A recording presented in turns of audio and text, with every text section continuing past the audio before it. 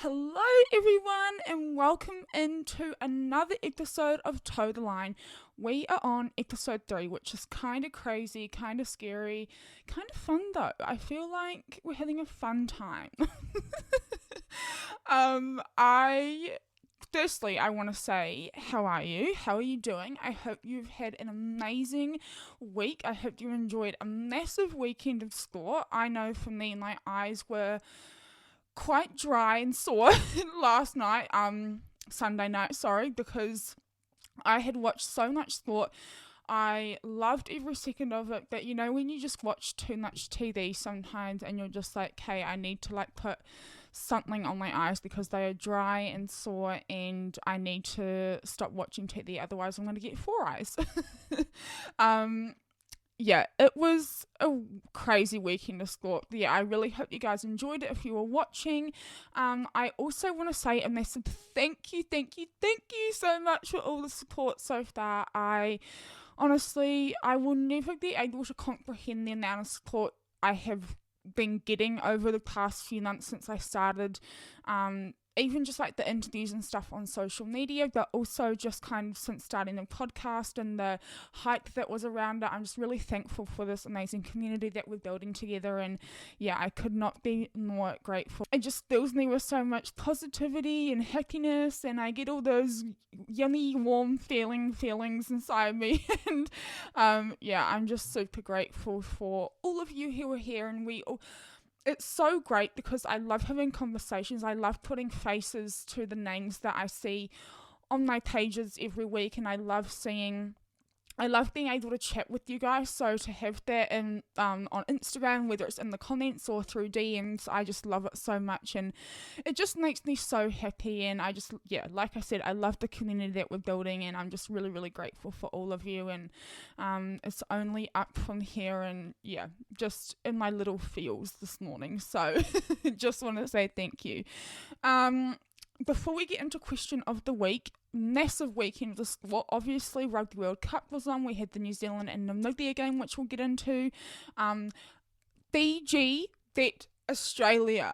Oh my gosh. Oh my gosh. It was, I have no words other than oh my gosh, because what again it was. I only watched the highlights because I couldn't bring myself to get up at 3:45 New Zealand time, but I'm so regretting that decision because oh my god, it looked like such a good game. But anyway, many regrets on that one, but we move on. We then had the NRL, massive weekend of NRL. I watched the full game of the Warriors and Knights game. I want to preface this by saying that my dad thought the Warriors were going to get smashed, but the opposite actually happened. The Warriors smashed the Knights, and yeah, it was a crazy game. They played really well, and now they're into preliminary finals, which is super exciting. And then, oh my god, Supercars, we're going to get into all of this, but Supercars, oh my god. Oh my gosh. I have no other words in my vocabulary to use for what that race entailed yesterday. It was so crazy. The endurance format, endurance season is back, and I love it so much. I love endurance season. I don't think you understand how much I love the endurance format because there's just so much more room and space for not things to go wrong, but so many players in the field can move up, move down, all that sort of stuff. There's always a safety car. I feel like you can't have an endurance race without a safety car, but not that we ever want them, but it just makes it so much more exciting.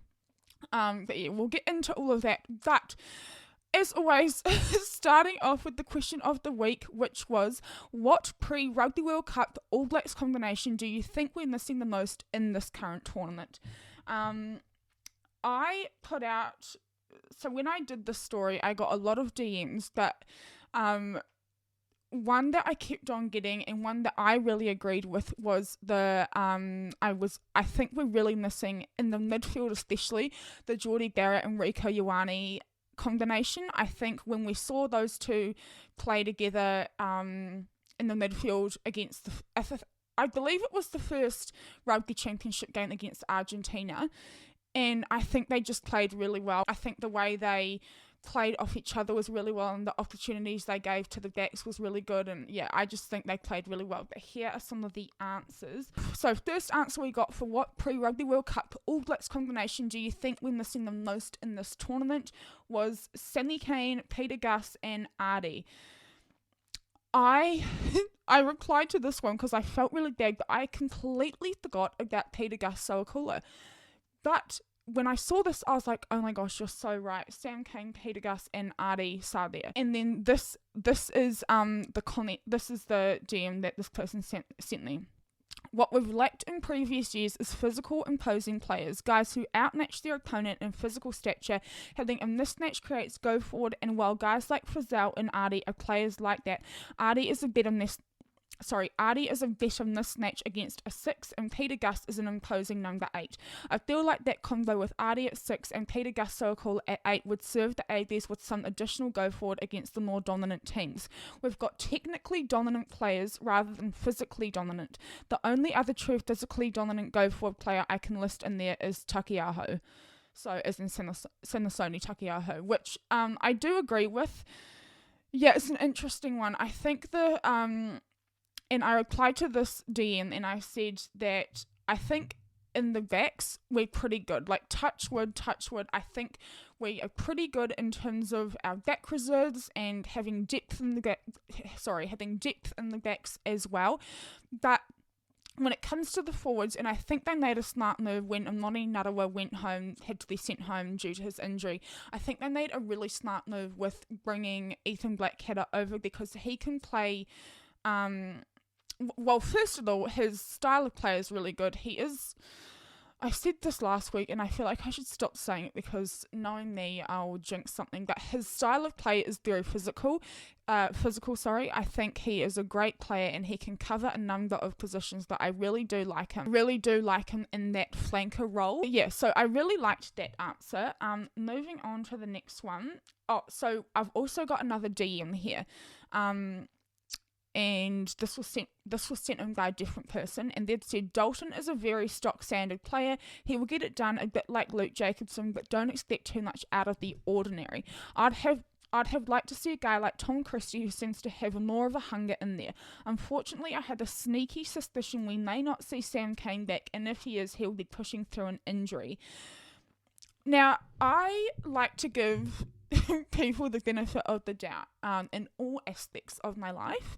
Has it served me well in the past? Potentially not. But, that's just the kind of person I am. I like to see the best in people.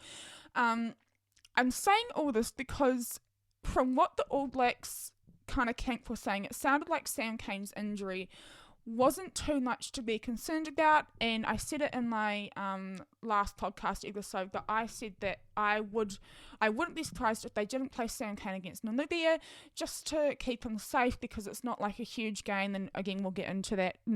All Blacks my god, girlfriend, take a breath and learn how to speak English.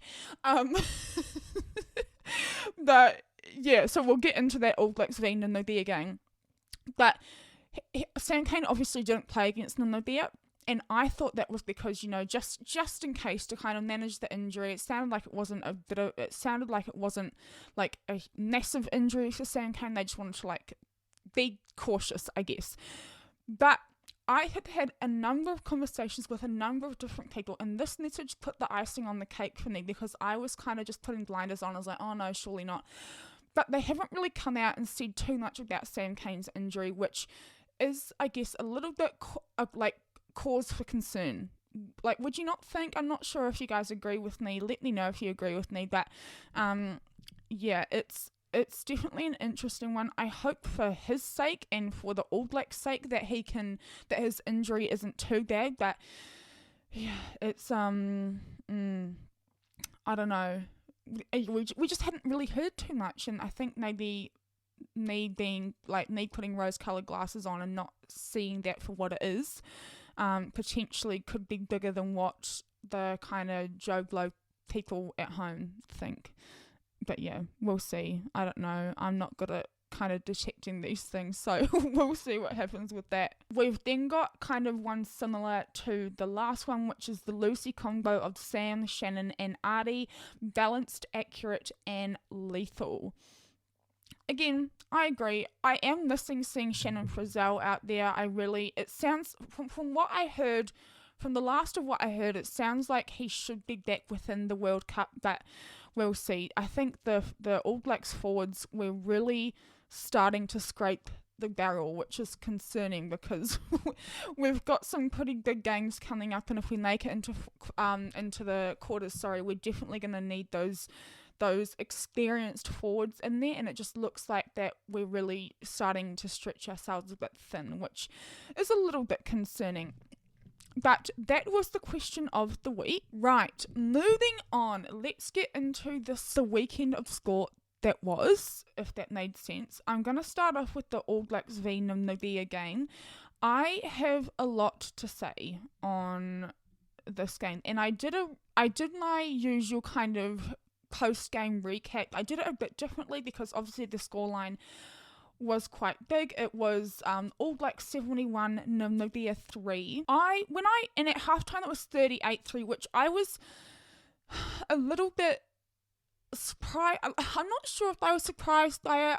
I thought maybe, the scoreline might have been a little bit bigger at halftime, but then in the second half they really blew it out again to 71.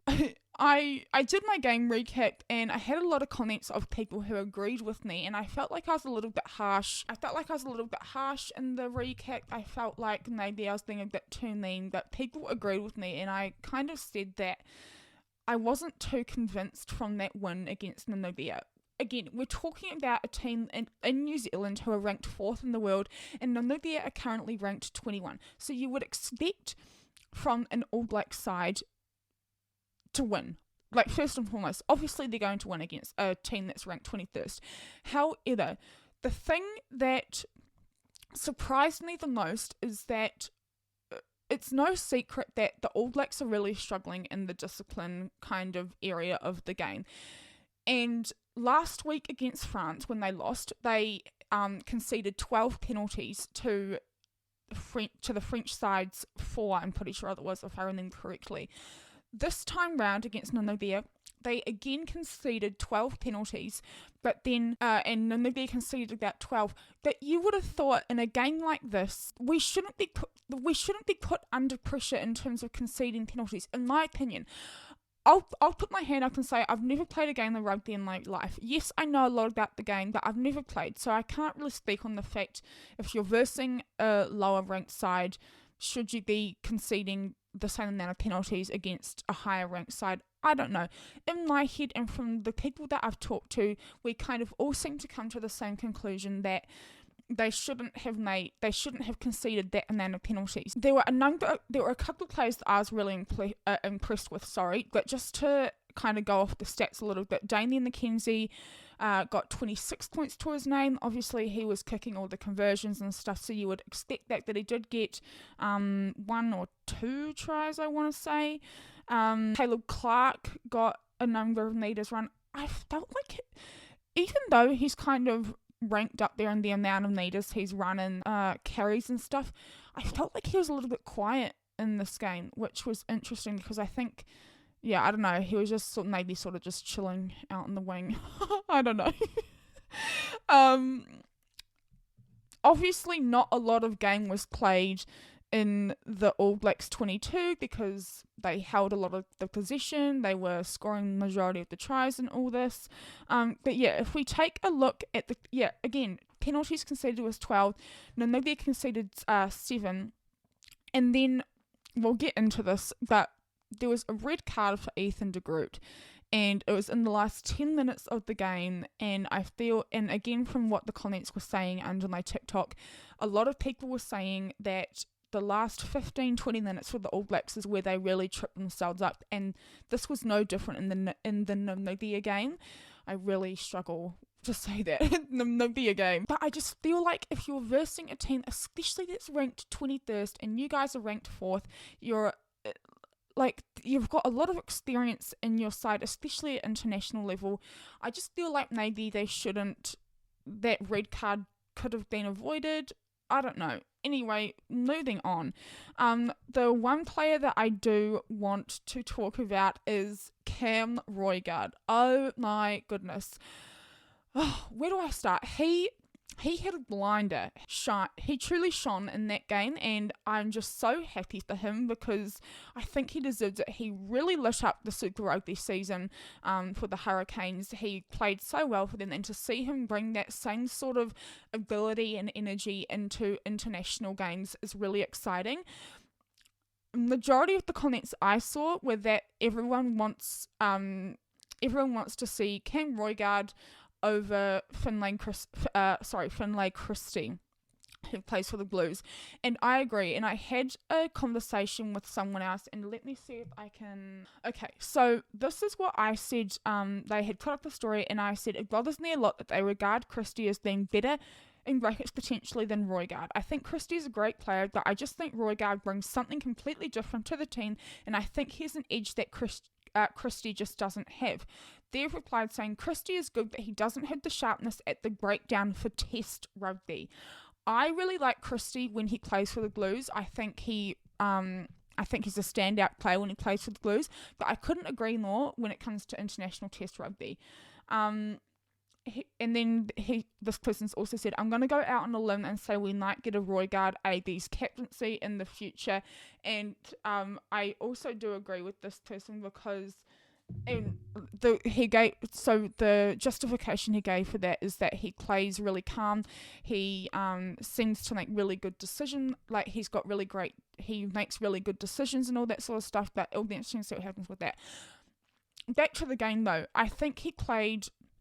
Yeah, like I said, I think he played really well. I just loved watching him play. He's got this kind of style of play around him where you sort of know what he's going to do, but at the same time, there's like this unpredictability about him, which I also really love. But yeah, Cam Roigard, and he got man of the match, like, so he should. He deserved that so much. But yeah, super great game. A couple of other things I want to touch on in this All Blacks v Namibia game. People were saying that the scoreline should have been bigger, but if I'm correct and if I've read this correctly, I believe it's the biggest scoreline at a Rugby World Cup or in like the last 4 years. I couldn't quite get the correct information on that. I'm not sure though, because I feel like I don't know. There was something about the game that just didn't really sit right with me. We were making lots of silly mistakes, drop balls, just mistakes that just shouldn't have been made in a game that, for lack of a better word, should have been an easy game for us, which it was, but we were just making mistakes that we shouldn't have been making. And if you make those mistakes against a tougher side like Italy, who we're facing in a couple of weeks' time, or when we get to quarters like South Africa, Ireland, so on and so forth, we're just going to get done like a dog's dinner. And, oh my God, I sound like my mum just then. But but it's just, yeah, I don't know. The game wasn't convincing for me. Ofa Tuangatasi, and I hate to single people out, but Ofa Tuangatasi was pinged 3 times in the space of about 15 minutes. And in any other game, especially playing against higher ranked sides, I just think we just can't win if people are being pinged 3 times in the space of 15 minutes. Like, it's just not gonna end well for us. Then to top all of it off, Ethan de Groot got red carded in like the 72nd minute or something, and it was like a shoulder to head tackle. Could it have been avoided? I don't know. People are saying it could have been avoided. I'm unsure. Again, I've never played a game of rugby in my life, nor do I ever want to. But so I'm not going to comment on if it could be avoided or not. But he has a clean record. people are saying he's either going to get 2 or 3 weeks banned, which I agree with. I'm unsure. There's speculation that the All Blacks camp are going to contest any decision that happens at the judiciary because I don't know why, but I just feel like they shouldn't, because it's obvious that this is the standard that World Rugby has set for the World Cup. Yes, we've seen disparity amongst tackles similar to this one, but from the most part it looks like he will get either 2 or 3 weeks, which interesting. Again, like I said earlier in the episode, we're already struggling in the forwards. We can't really afford to have any other players out, but yeah, we'll see. We'll see what happens. Moving on to the other games over the weekend. On Friday, France versed Uruguay, and France won 27-12, which, I mean, probably could have been a bigger margin, you'd like to think. Obviously, the New Zealand and Namibia game, again, 71-3 to New Zealand. On Sunday, Samoa beat Chile 43-10, Wales beat Portugal 28-8, and Ireland beat Tonga 59-16. Monday morning, South Africa beat Romania 76-0. Fiji, this makes me so happy. I cried watching a video. Yes, I'm a crier, but it was so exciting. Fiji beat Australia 22-15. I think I might actually do a little recap for TikTok because that is just so exciting. And then the game that I was watching this morning while I was doing my workout was England and Japan, and it was quite close there. The game was quite tight there for a while, but in the last 30 or so minutes, England put a number of points on Japan, and the final score for that one was 34-12 to England. Japan held in there for a really long time. They were playing really well. At halftime, the score was 12-9, I think. It was something like that, really close. There was 2 or 3 points in it. Super exciting. But that was all the games over the weekend for the Rugby World Cup. Again, super exciting weekend of rugby in terms of the Rugby World Cup. Ouch, I just whacked my knee. Yeah, super exciting games over the weekend. New Zealand don't have another game for a while. I think they've got 2 weeks until their game against I was going to say France, Italy. Okay, let's move on to the NRL. I don't know if you guys can tell, but I'm in a bit of a frisky mood. It's Monday and I'm feeling good, so why not do? Yeah, NRL, there were 2 games over the weekend. The first game was on Friday, and it was the Storm versus the Roosters, 18-13. Super close one. Didn't watch it, but the Storm now go on to the preliminary finals to this. Who are they versing? Oh yeah, the Penrith Panthers, which I don't want to. I mean, obviously, I think Penrith will win. But touch wood, I haven't jinxed it. I don't know why I keep thinking I'm going to jinx something, because I've not jinxed anything yet. So, anyway, maybe I'm just really smart. And then on Saturday, the game that shocked my dad, for one, and maybe some other people, was the Warriors and the Knights, and the Warriors won 40 points to 10. Super interesting game. 1, 2, 3, 4, 5, 6, 7. So it was 7. Oh my god, why did I just count that when there's literally, it says at the top, 7 tries to 2? Wow, maybe I'm not so smart. But anyway, I'm just giggling now. It was 7 tries to 2 in this game with the Warriors and Knights. Warriors got such a great start. There was a try in the first minute, the 6th minute, and the 11th minute. And I think when it was Montoya who got that third try in the 11th minute. When he got that, I was like, oh, okay, maybe the Warriors are gonna win, because Dad was saying that the Warriors may not win. Dad was saying that the Knights were going to thrash the Warriors. I don't know why he thought that, but anyway, Dad was wrong. And then the Knights hadn't even got a try. I don't even think they had much ball time at this point. Their first try was in the 24th minute, and that went to Naziu, and then their second try was like 2 minutes back into the second half. And to be fair, when they got that try early on in the second half, I was like, okay, maybe they're going to come back in the second half, but they just didn't. They didn't get any more tries. I think that last try was to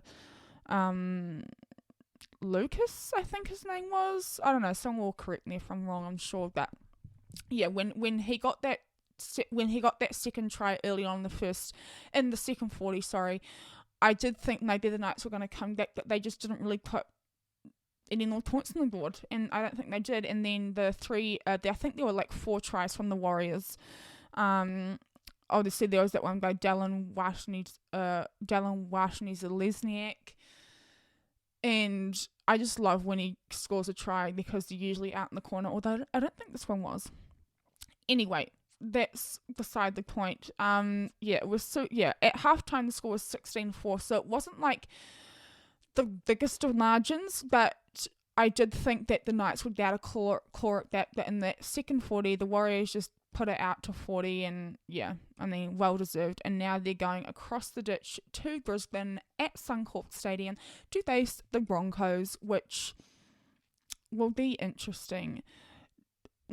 I don't know. I had the feeling that the Broncos may win that one, but we'll see. I don't know. I'm not jinxing it. I've never jinxed anything in my life. So, anyway, moving on to Supercars. What a weekend of Supercars it was. First endurance format of the season. It was the Penrite Sandown 500. And what a 500 it was. Oh my goodness. Qualifying. Let's talk about qualifying really quickly. So for those of you who don't know, with the endurance format, they usually, sometimes they'll have a top 10 shootout and sprint formats, but the top 10 shootout is always there, I believe, in the endurance format. So they have the qualifying for, I think it's like 20 or 30 minutes. You've got like a time period window to qualify in. And there's always different tactics. Some cars will stay in the pit lane for a while and then wait for all the other cars to go and do their first flying laps and then come back in, and then they'll go. And that's usually what Shane Van Gisbergen and Brock Feeney do, both in the Red Bull cars do. And I've seen them do it quite a lot this season. Speaking of Shane Van Gisbergen, he did not make it into the top 10 shootout because I think he got 2 curved strikes, which means that if you get a curved strike on a flying lap, then I believe your flying lap is null and void, so you've got to start another flying lap. And by flying lap, I mean, for those of you who don't follow no sport, flying lap, I mean it's the lap that they're pushing to get the best time to qualify in. So yes, Shane Van Gisbergen didn't get into the top 10 shootout. In fact, he qualified in 19th because he got a curved strike, and his only other lap that he had done wasn't a flying lap, so he just had to go with that lap time, which was devastating. But I wasn't too sad because if you know Shane Van Gisbergen, you know that he has been known to come from dead last and win. So I really wasn't too worried. So the other Red Bull driver, Brock Feeney, he got into the top 10. I think he qualified 3rd, but then in the top 10 he qualified in 5th, so he was starting from 5th on the grid. The 2 Erebus boys, Will and Brody, they've been having blinders of seasons this 2023 season. They qualified in 1st and 2nd, which was really exciting, and that's pretty much all the goss from qualifying. Moving on to the race on Sunday, majority of the co-drivers, so considering this was an endurance format and the race went for like 4.5 hours, I believe, and they're gearing up for Bathurst. So the next race on the calendar is the Bathurst 1000, which goes for like 6 or 7 hours. It's my favourite race of the season. Oh my god, I love it so much. But they're gearing up for that. So this race, the Sandown 500, was a time for the co-drivers to get in the cars, get a feel, kind of test out some strategies, all that good stuff. So, for the start of the race on Sunday, majority of the co-drivers started the race. So, I think there was maybe one or maybe two of the regular season drivers that started the race, but majority of them, like I said, were co-drivers. It was super interesting because Shane Van Gisbergen's co-driver is Richie Stanaway, another fellow Kiwi. He drove incredibly in those opening 50 or so laps. The race in full was 161 laps. That sounded really Australian. Laps. 161 laps. But I think it was a little bit less because it was time sensitive because of the safety cars, which we'll get into. But yeah, Richie Stanaway, Shane Van Gisbergen's co-driver, had a blinder of a start to the race. He started in 19th, obviously, like I said, and moved after that 5 or 6 spots, which was really good. There was an early safety car. So we had an early safety car, and that was triggered by Garth Tander, who was the co-driver in the Penrite car, and it was just before lap 20, so pretty early on, which kind of messed up a lot of people's strategies, but I feel like these drivers and these teams are pretty well equipped to deal with strategies being messed up because of the safety cars. But yeah, I think it was either just before lap 20 or on lap 20, and he went off on turn 9 and lost a wheel in the process. That it was a pretty big kind of, I think what started it was a big lockup, but then he kind of smashed into the wall and all that sort of stuff. And I'll put some imagery on the screen for you guys. But yeah, it was a pretty gnarly crash for Garth Tander, and that had their afternoon over and out. But that safety car really kind of made some people pit early and change their tyres and kind of do a different tyre strategy and all that sort of stuff. But then there wasn't another safety car until, I believe, with about 30 or 40 laps to go. That safety car happened on lap 20. Majority of the co-drivers got out and switched on about lap around between laps 50 and 60. It was really cool seeing that happen a lot. Yeah, like I said, majority of the cars all kind of pitted around the same time to switch drivers and refuel and do different tyre strategies and all that sort of stuff. Shane Van Gisbergen then came from about 13th all the way up into 4th, and it was I completely breezed past the fact that Jamie Whincup, who was Brock Feeney's co-driver, he did a fantastic job to get the car into first on the grid, which was really, really cool. And then Brock took over and again had a blinder. It really blows my mind that guy is 20 years old. This is his second season in Supercars. Obviously, he's done Super 2 and all that stuff. He's got a lot of driving behind him, and even though he's 20 years old, he's super young, he does have a pretty good background in driving in motorsport and racing and all that sort of stuff. But this is his second season in Supercars, racing the big guns, and just the way he's able to drive it so calmly, the lines that he takes, the way he's able to drive off the corners, it's really impressive. Again, he's 20 years old and he stayed cool as a cucumber up there on first on the grid. Even under that safety car where Brodie was breathing down his neck, Will was breathing down his neck. I thought that leading up into the safety car that Brodie and Will definitely, and Shane, all had more pace than Brock did. They were closing the gap. I think at one point the gap that Brodie had on him was about 3 or 4 seconds down from about 10. And he did that in the space of about 10 or 11 laps. But after that safety car, it looked as though Brock was maybe thinking that there would be another safety car, or hoping that there would be another safety car. I think a lot of people were thinking and hoping for that, because after that safety car, he got the gap out to about 1 second within the space of a second. He had a really good restart, and then he put I want to say just under 2 seconds on Brodie by the time he finished. But yeah, I think Brock kind of really played that race out really well and was pretty lucky that the safety car was there, because I think maybe if the safety car wasn't there, might he have got past? I'm not sure, but he won. He won the Sandown 500. Was really exciting. He's having a really great season. Brody came second. Brody Kostecki came second for Aerobius Coca-Cola, and then it was devastating but also super exciting because Shane got third.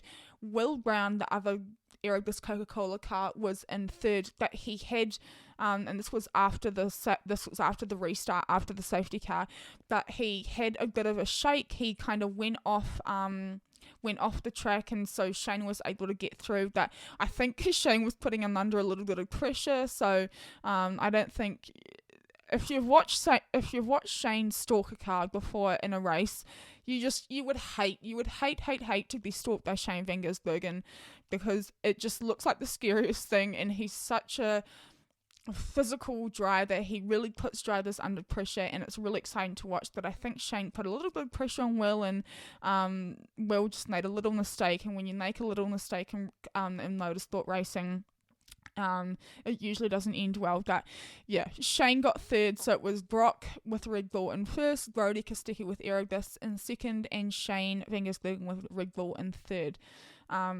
But yeah, all in all, it was a great race, and it was just like a really good way to end out the weekend of sport for me. I just love Supercars so much. It just, yeah, I don't know what it is. I just really love watching Supercars, and I'm sad that Shane is leaving to NASCAR next year, but at the same time super excited for him. But that's kind of all the sport I watched over the weekend, so let's jump into some headlines from around the world. First headline I have is Simona Halep has received a 4-year ban from tennis due to being caught with a banned substance in her system.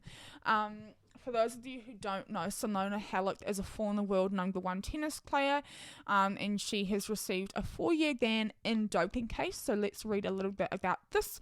2-time Grand Slam champion Simona Halep has been suspended from professional tennis for 4 years for doping violations, the ITIA said on Tuesday. The 31-year-old Romanian committed intentional anti-doping rule violations by failing a drug test during the 2022 US Open and for irregularities in her athlete biological passport during that 2022 US Open. Halep, who plans to appeal the ruling, had been provisionally suspended since October 2022. The 4-year ban will run to October 6, 2026. Yeah, pretty big. There's been a number of doping cases that are coming to light, not just in tennis, but around the world. I feel... yeah, I've definitely seen a number of them, but yeah, like I said, she reached #1 in the WTA rankings in 2017. She won Wimbledon in 2019, and she won Wimbledon in 2019 and beat 23-time major champion Serena Williams in the final a year after winning the French Open. And Halep has said that she's blaming the contaminated nutritional supplements, plans to appeal the court of arbitration. Wow. Plans to appeal the court of arbitration, Thor's thought. She's continuing to train and doing everything in her power to clear her name of these false allegations. Now, just a little bit on doping in sport. From my experience in the professional athlete career that I had, it's an interesting one because I'm a type 1 diabetic. I have to have insulin every single day, and that's a banned substance in like the doping kind of scene, whatever you want to call it. So I had to get like a temporary use certificate thing, but I had to have it all the time, obviously, because I'm a diabetic. But when it comes to supplements, it's really important that these athletes are reading what's in these things. And sometimes you can't help contamination, but I've seen a number of athletes who have been caught for doping blame it on contamination in their supplements and stuff. So yeah, we'll see what happens with that. Moving on to the second headline, Shane van Gisbergen, who I just was mentioning, has officially been signed to Trackhouse Racing in the NASCAR series and will be racing there from 2024. Like I said, I'm really sad about this, but at the same time, super exciting, and I'll be able to get into another motorsport racing series, NASCAR. I've done a little bit on NASCAR. I've done more on IndyCar, although IndyCar I find it's not boring, I think. Yeah, anyway, I do enjoy IndyCar, but anyway, yeah, like I said, NASCAR's Trackhouse Racing contains signing of Shane Gisbergen for 2024. SVG's NASCAR destination has finally been confirmed, with the 3-time Supercars champion to race the Trackhouse Racing in a combination of NASCAR's 3 National Series in 2024. Trackhouse Racing is the same outfit that Van Gisbergen teamed up with to score a stunning victory on NASCAR Cup debut at the Street Circuit in Chicago back in July. If you didn't see that, oh my god, what an ending to a race it was. Holy crap. I have no words. Like, he is just on another level. The Kiwi star will compete in select races in the NASCAR Cup Series, Xfinity Series, and Craftsman Truck Series as part of Trackhouse Racing's developmental program. The team is confirmed as he embarks on a shift to the US. Yeah, so he's putting up being quoted saying, "I'm proud of what I've achieved here in Australia, but I'm excited by the new chapter in my career and the opportunities that it brings." And yeah, I just think he'll do so well. I think every kind of motor vehicle he gets in, he does really well in, so I'm sure he will do well over there. Oh yes, so I forgot about this one. Liam Lawson, he is currently driving for AlphaTauri because Daniel Ricciardo has like broken part of his hand or something, but Liam Lawson is lighting up the F1 field, Formula 1 field. Oh my god, it's been a great weekend for Kiwis. Like, I just love watching people do well. He's still pretty young, but he edged out Max Verstappen to qualify 10th for the Singapore Grand Prix, which happened over the weekend. So essentially, if you're not familiar with Formula 1, it's a little bit different of a qualifying to Supercars. In Formula 1, they have Q1, Q2, and Q3, so a number of cars get cut off in qualifying 1, and then again in qualifying 2, and then qualifying 3 is sort of like a top 10 shootout, but just like a little bit different. But essentially, Max Verstappen, the runaway championship leader after his record-breaking 10th straight win at the Italian Grand Prix, was eliminated by 0.007 seconds in the second session by rookie Liam Lawson in the sister team AlphaTauri. So Red Bull and AlphaTauri are sort of conjoined, but AlphaTauri is like the sister team to Red Bull. That it's just so exciting for Liam Lawson. I can't remember. I think he got in points for the race. It's that happened overnight. Actually, let's see where he got. So Liam Lawson got 9th in the race, which is really exciting. So yeah, he got points, which means I think 9th gets 2 points. I don't know, correct me if I'm wrong. But yeah, anyway, regardless, it's really exciting and super happy for him. And then the last headline we have is All Blacks set to contest any judiciary charges laid against de Groot at hearing. This is what I was talking about earlier. I don't know why they would do that, because it's pretty obvious what happened. But anyway, this is what they've said in the article. The All Blacks say they will contest the judiciary hearing being faced by loosehead prop Ethan de Groot for a 72nd minute red card hit on Namibia forward Adrian Boyson in Saturday's Pool A World Cup clash in Toulouse. And Exhibit A will be the Namibia team's own medical report that shows Boyson suffered a dislocated shoulder in the collision with the All Blacks prop, which was deemed a yellow card by referee Luke Pearce. The shoulder contact to the head that was later upgraded to red. The All Blacks ran in World Rugby confirmed late Sunday that de Groot would appear before an independent disciplinary committee in Paris on Monday, early Tuesday New Zealand time, for an offence contrary to law 9.16, charging without attempting to grasp the opponent. It will be made up of Chair Brenda Heather Latu and ex-players John Langford and Leon Lloyd. Yeah, I mean, I don't know why the All Blacks would even try to contest that. Like, it's pretty obvious if you watched it that he made no attempt to grasp the opponent. His shoulder went right into the head. Boyson's shoulder went right into de Groot's head. But yeah, I mean, not my monkey, not my business, whatever the saying is. moving on, before we wrap up and look at the sport that's happening over this coming weekend, I want to talk to you about a new sport/series I was introduced to. Shout out to the person who introduced me to this, because you know who you are. I am hooked, but in a very unhealthy way, because it's actually quite a scary series. The series I'm talking about is the Isle of Man TT, said to be the most dangerous motorsport race in the world. If you don't know what I'm talking about, because I had no idea about this race or series either, oh my god, where do I start? These drivers or racers they're on motorcycles first and foremost. They're not in a car, they're on motorcycles, and they're racing on civilian streets / roads at over 200 miles an hour, which is 321 kilometers per hour. I have nothing else to say other than what the heck. Since its inception, the series has lost 280 races. So 280 races have died since its inception, hence why it's considered the most dangerous motorsport race in the world. And just last year, so the 2022 season, they had a record death toll. And I've got this BBC article here that I want to read for you guys, because it kind of gives a bit of context to how dangerous this motorsport race is, and kind of how crazy I think these guys are that race. But anyway, here it is. The Isle of Man TT is widely regarded as the most dangerous motorsport event on the planet. The races have been run 101 times since the inaugural event in 1907 and moved to the mountain course in 1911, which has seen 266 fatalities, 155 during the June TT event. The unforgiving nature of the TT mountain course, with its inherent risks, provides part of the appeal for those who choose to take part.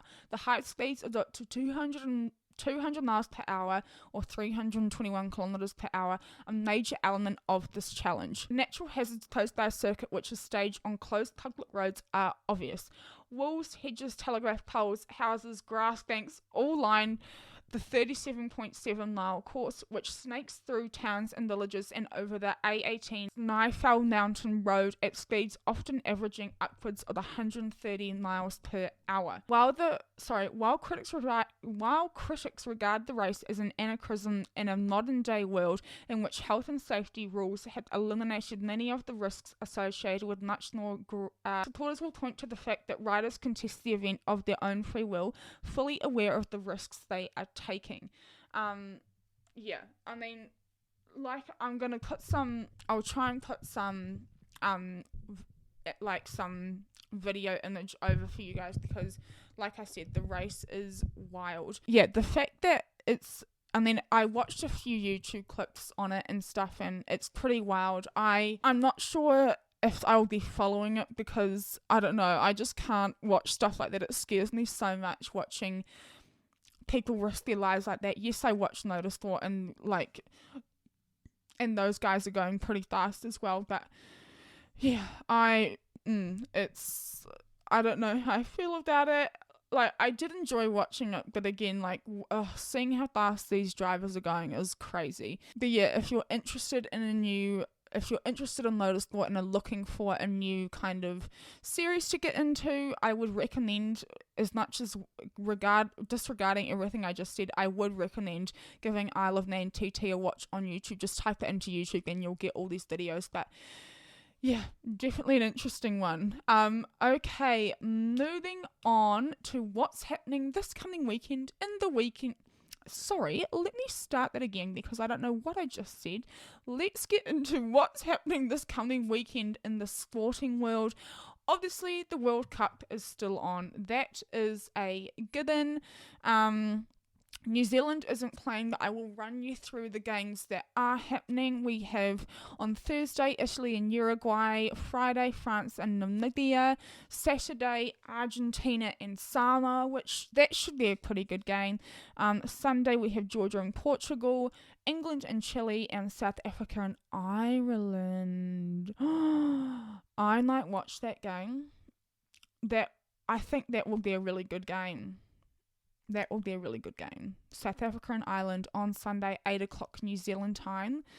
Yeah, that will be a really good game, I reckon. And then Monday we have Scotland and Tonga, and Wales and Australia. I still can't get over the fact that Fiji beat Australia. That really makes me happy. That makes my soul happy. I love Australia, but just the fact that Fiji won against Australia is so exciting.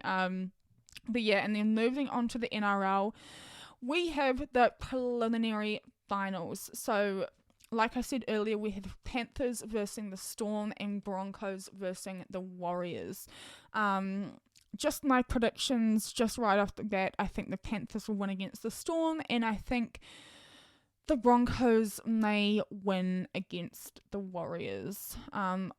Obviously, it would be epic if the Warriors got into the final. I think that would be so cool that just a little voice inside my head is telling me that the Broncos might win against the Warriors, and I feel like I keep selling myself short because I keep saying that I'm gonna jinx people, but I've not jinxed anyone yet. But I just think it's a given that the Panthers will win against the Storm. I don't know. Someone will probably tell me off if I say that, but anyway, I'm saying it. I've said it, and I'm not gonna take it out. Okay.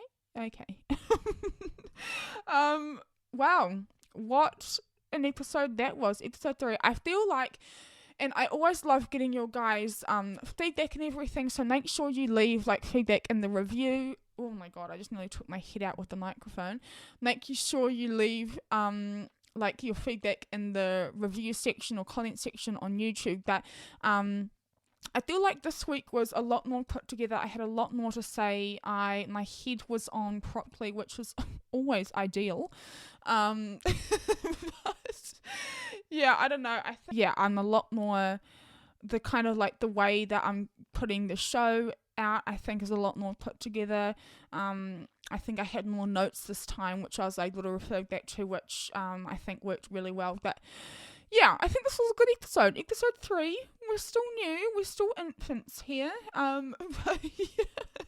I feel like my personality is coming out a lot more now, which is always good. And a couple of people actually messaged me last week and said that they like how I have these little quirky sayings, or I just kind of say whatever comes to my head, which is pretty much me in real life. I just say whatever comes to my head. I say silly things sometimes, but you know, that's what makes me me, and we're all individuals, and we're all different, okay? Anyway, that was my little inspirational TED talk for the end of this episode. As always, if you're listening on any of the audio platforms, make sure you give me a rating and leave a review. If you are watching on YouTube, make sure you hit the subscribe button. You can't miss it. It's big and red. Give me a like if you liked it. And leave me a comment. But also just do what you want, you know? Just do what you want. Do what your heart tells you to do. If you're going to do anything, say it with your chest. But yeah, that is me done for this week's episode. Take care of yourselves, be kind to yourselves, and be kind to one another, because kindness is what makes the world go round, and we all love kindness. But yeah, have a great rest of your week, and I look forward to seeing you guys back here next week. Bye!